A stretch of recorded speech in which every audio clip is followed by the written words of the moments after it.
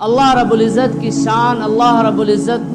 کی مہربانی اپنے بندے پر آپ دیکھیں گے تو ہر چیز میں اللہ نے اپنے بندوں کے اوپر مہربانی عطا کی ہے۔ اللہ نے اپنے بندوں کے اوپر انعام و اکرامات کو ہمیشہ نازل کرتا رہا ہے۔ آپ دیکھیں گے کہ شوال سے پہلے جو مہینہ تھا وہ رمضان کا مہینہ تھا، اور جس کو آپ صبر کا مہینہ کہتے ہیں۔ رمضان کا مہینہ صبر کا مہینہ ہے، اس میں لوگ صبر کرتے ہیں، گالی گلوچ نہیں کرتے ہیں، کھانا پینا نہیں کھاتے ہیں، اللہ کے لیے بھوکا رہنا پسند کرتے ہیں، اللہ کے لیے کسی سے لڑائی جھگڑا کرنا گناہ سمجھتے ہیں۔ اللہ کو راضی کرنے کے لیے ہر وہ کام جو انسان اپنی زندگی میں کر رہا ہوتا ہے، لیکن رمضان کا مبارک مہینہ آنے کے بعد وہ ساری چیزوں کو چھوڑ دیتا ہے۔ اب آپ دیکھیں اسی صبر کے بعد، اسی اطمینان والے مہینے کے بعد آپ دیکھیں گے شوال کا مہینہ شروع ہو جاتا ہے۔ یہ شوال اور ذوالقعدہ اور ذوالحجہ، یہ جو تینوں مہینے ہیں، یہ اصل میں حج کے ایام کے مہینے ہیں۔ اللہ قرآن کریم کے اندر ارشاد فرماتا الحج اشہر معلومات، کہ حج کے کچھ متعین مہینے ہیں، کچھ متعین دن ہیں، اور وہ دن وہ مہینے شوال سے شروع ہو جاتے ہیں۔ شوال سے لوگ تیاری کرنا شروع کر دیتے ہیں، اپنا ٹکٹ وغیرہ کنفرم کراتے ہیں، اور زیادہ تر جو لوگ جو ہے حج کے لیے جو سفر کرتے ہیں، رخت سفر باندھتے ہیں، وہ یہ مہینہ ہے، یہ ذی القعدہ کا مہینہ، اور پھر ذی الحجہ کی جو 10 تاریخ ہے، پہلے عشرہ کی جو 10 تاریخ ہے، یہ 10 دن کے اندر حج کے ارکان پورے ہو جاتے ہیں۔ یعنی جو حج کے جو رکن ہے، جو فرضیت ہے، وہ 10 تاریخ تک میں مکمل ہو جاتے ہیں۔ اس کے بعد بھی جو حجاج کرام حج کے لیے جاتے ہیں، 11، 12، 13 تاریخ تک وہ پتھر مارتے ہیں، کنکری مارتے ہیں، یہ لیکن فرضیت میں نہیں ہے۔ لیکن جو فرض ہے وہ تمام حجاج کرام 10 تاریخ کے مکمل ہوتے ہوتے اپنے سارے ارکان پورے کر لیتے ہیں، جو فرضیت والے، یعنی عرفات کے میدان میں ٹھہرنا، طواف کرنا، اور پھر حج مکمل ہو جاتا ہے۔ لیکن بعد والی چیزیں بھی ہیں جو کرتے ہیں، جیسے کنکری مارنا۔ تو میرے بھائیوں، اللہ رب العزت قرآن کریم کے اندر ارشاد فرماتا ہے وَلِلَّهِ عَلَى النَّاسِ حِجُّ الْبَيْتِ مَنِ اسْتَطَاعَ إِلَيْهِ سَبِيلًا۔ دیکھیے اللہ رب العزت کی مہربانی اپنے بندوں پر اس قدر ہے کہ جہاں بندے کی جسمانی عبادت کے علاوہ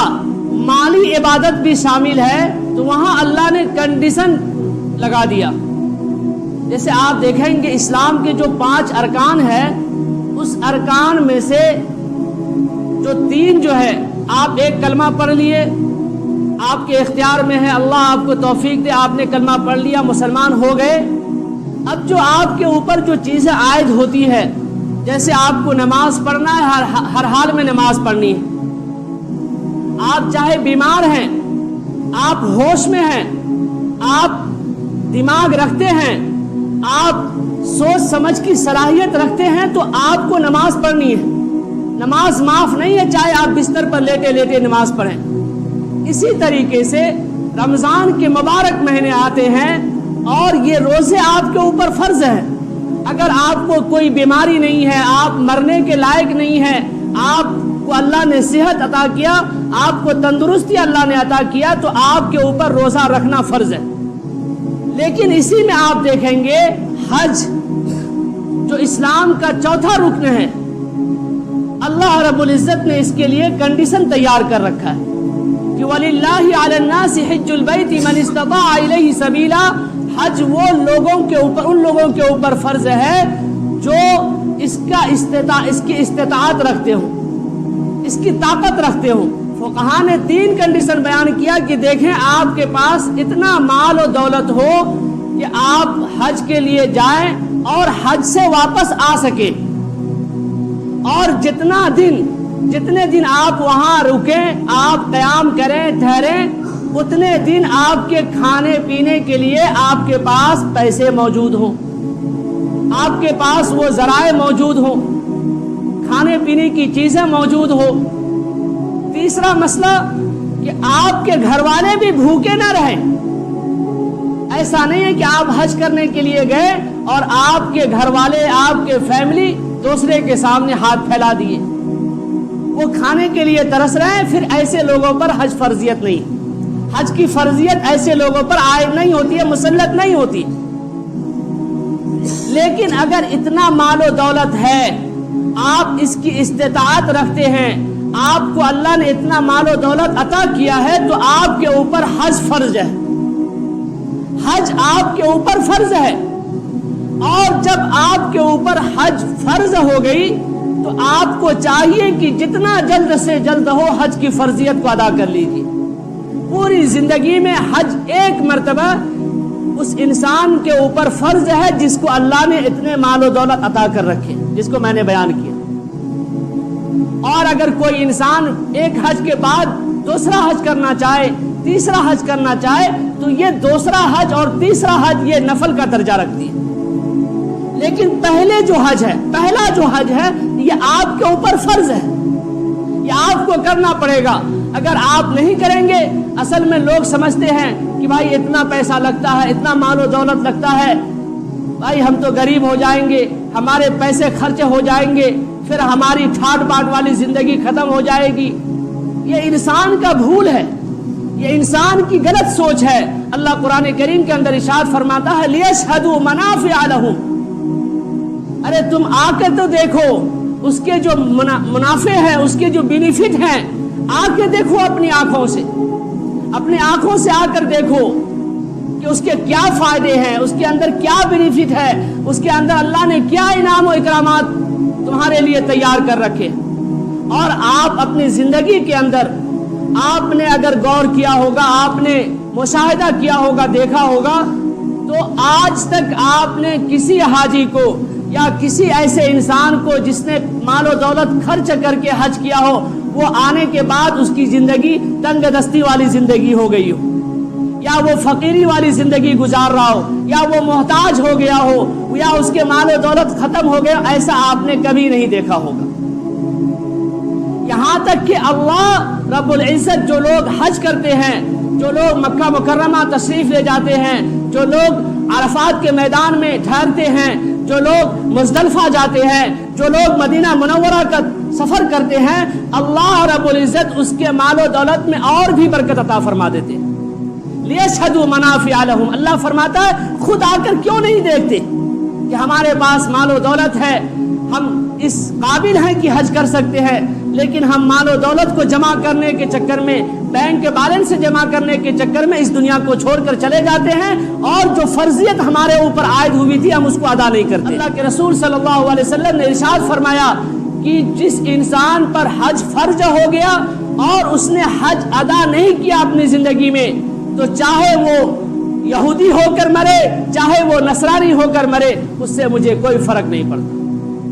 یا وہ کافر ہو کر مرے، اس سے مجھے کوئی فرق نہیں پڑتا۔ یہ اللہ کے رسول صلی اللہ علیہ وسلم کی سخت وعید ہے۔ کتنی بڑی بات کہہ رہے ہیں اللہ کے رسول صلی اللہ علیہ وسلم۔ یہ پوری دنیا کے سردار، یہ پوری دنیا کی سب سے افضل ترین شخصیت، سرور کائنات جناب محمد رسول اللہ صلی اللہ علیہ وسلم یہ بات فرما رہے ہیں کہ حج کی استطاعت رکھنے کے بعد حج کے اندر حج کے لیے دیری نہ کرو۔ کچھ لوگ یہ سمجھتے ہیں کہ بھائی ابھی تو میرے پاس بہت سارے مسائل ہیں، بیوی کیا کرے، بیٹے ہیں اس کی شادی کرانا ہے، بچی ہے، بیٹی ہے اس کی شادی کرانی ہے، اس چکر میں وہ حج کو تاخیر کرتے ہیں۔ کہ آپ یہ جو سوچ کر بیٹھے ہیں اور اسی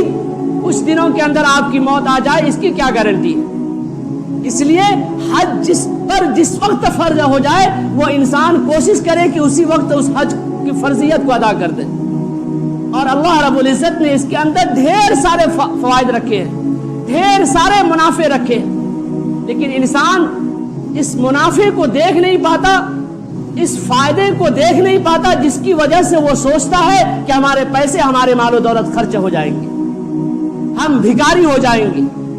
ہم روڈ پر آ جائیں گے۔ اللہ ایسا اپنے بندوں کے ساتھ نہیں کرتا، اور خاص طور سے ان بندوں کے ساتھ اللہ ایسا معاملہ نہیں کرتا جو اللہ سے محبت کرتے ہیں، جو اللہ کی محبت میں اپنے مال و دولت کو لٹاتے ہیں۔ اللہ اس کو بے یار و مددگار نہیں چھوڑتے، اللہ اس کی نصرت فرماتے، اللہ اس کی مدد فرماتے۔ اللہ قرآن کریم کے اندر اس طرح کی آیتیں ہزاروں جگہ ارشاد فرمایا کہ تم میرے راستے میں مال و دولت خرچ کرو، میں تمہارے مال و دولت کے اندر برکات نازل کروں گا، رحمتیں نازل کروں گا، یہ اللہ نے ارشاد فرمایا۔ میرے بھائیوں، ایمان کی کمزوری ہونے کی وجہ سے بہت سارے حضرات یہاں پر ہیں آپ کے علاقے میں جو حج کی استطاعت رکھتے ہیں لیکن حج کے لیے جانا اپنے آپ کو پسند نہیں فرماتے۔ تو پھر آپ یاد رکھیں، اگر حج کی فرضیت آپ کے اوپر فرض کر دی گئی، آپ کے اوپر فرض ہے، اور اگر آپ نے حج نہیں کیا تو اللہ کے رسول نے جو ارشاد فرمایا، چاہے وہ کافر ہو کر مرے، چاہے وہ نصرانی یہودی ہو کر مرے، اس سے مجھے کوئی مطلب نہیں۔ یعنی اس سے یہ بات معلوم ہو رہی ہے کہ اللہ کے رسول صلی اللہ علیہ وسلم ایسے لوگوں سے نفرت فرما رہے ہیں، ایسے لوگوں پر اپنے غصے کو ظاہر فرما رہے ہیں۔ اس لیے میرے بھائیوں، اللہ کے راستے میں مال و دولت خرچ کرنے سے کبھی پیچھے نہ ہٹو۔ حج کی فرضیت آپ کے اوپر عائد ہو چکی ہے تو آپ اللہ کے واسطے حج کریں۔ آپ کے پاس، آپ کی بیوی کے پاس اگر زیورات موجود ہیں، سونے چاندی موجود ہے، اور وہ اتنے موجود ہیں کہ وہ حج کرنے کے قابل ہے، وہ حج کرنے کے بقدر اس کے پاس مال و دولت ہو جاتی ہے، اتنے پیسے ہو جاتے ہیں، تو آپ کی بیوی کے اوپر بھی حج فرض ہے۔ اگر وہ اس کی ملکیت رکھتی ہے، اس کی مالک اگر وہ ہے تو اس کے اوپر فرض ہے، پھر وہ کسی محرم کے ساتھ یا اپنے شوہر کے ساتھ یا اپنے بیٹے کے ساتھ یا اپنے بھائی کے ساتھ وہ حج کرے گی، اس کے اوپر حج فرض ہے۔ اگر وہ سونے چاندی کے مالک آپ ہیں تو پھر آپ کو حج کرنا ہوگا،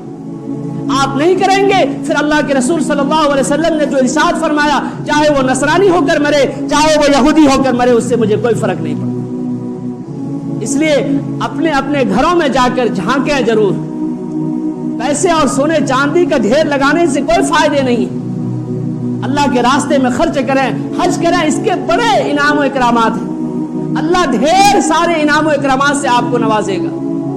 گناہوں کو معاف کر دے گا۔ اللہ کے رسول صلی اللہ علیہ وسلم نے ارشاد فرمایا، جو لوگ حج کرنے جاتے ہیں اور پورے ارکان کو صحیح طریقے سے ادا کرتے ہیں، جب وہ حج سے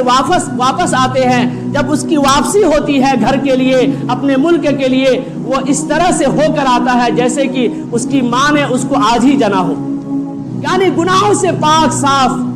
اس طرح سے انسان ہو جاتا ہے جس طرح سے اس انسان کو اس کی ماں نے جس دن جنی تھی۔ اتنے